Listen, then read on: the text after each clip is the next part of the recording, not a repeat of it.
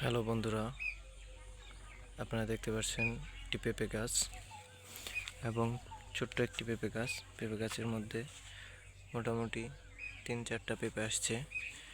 আসলে আপনারা ভালো করে দেখলে খেয়াল করতে পারবেন যে এটা আমাদের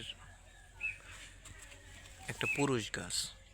আপনারা জানেন যে পুরুষ গাছে ফলন খুবই হয় না, কম হয়, কিন্তু এই গাছটা ছোট অবস্থায় পুরুষ গাছে ফলন হয়েছে, কারণ এই গাছটা এখান থেকে মাঝখান থেকে ফেলে দেওয়া হয়েছে। আপনারা আপনাদের বাড়িতে যদি কোনো পেঁপে গাছ পুরুষ পেঁপে গাছ হয়ে থাকে, তখন আপনারা অবশ্যই পেঁপে গাছের কাণ্ডকে 4 থেকে 10 ইঞ্চি পর্যন্ত গাছটি মাঝখান দিয়ে ফেলে দিবেন। এটা করলে আপনারা অবশ্যই সেই গাছে ফলন পাবেন। এই যে তার প্রমাণ আমি আপনাদের দেখিয়ে দিচ্ছি, ফুলগুলো দেখলে বুঝতে পারবেন। এটা মূলত একটা পুরুষ পেঁপে গাছ। এই পেঁপে গাছগুলো সাধারণত যখন হয়, বাড়ির মানুষ এগুলো কেটে ফেলে, ভাবে যে এগুলোতে ফলন হবে না, কিন্তু আপনারা যদি এই গাছটাকে মাঝখান থেকে চিরে দেন, তাহলে অবশ্যই অবশ্যই এই গাছে ফলন হবে। আপনারা দেখতে পারেন,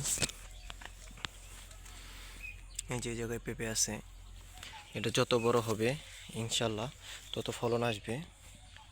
আপনাদের এই পদ্ধতিটা এই যে আমি দেখিয়ে দিলাম, এই যে মাঝখান থেকে এই গাছটা চিরে দেওয়া হয়েছে, এর কারণে এই গাছে পেঁপে আপনারা দেখতে পাচ্ছেন। তো বন্ধুরা, আপনাদের বাড়িতে যদি কোনো এই ধরনের পুরুষ গাছ হয়ে থাকে, আপনারা অবশ্যই গাছটাকে আমার দেখানো মতে আপনারা গাছটাকে চিরে দিবেন।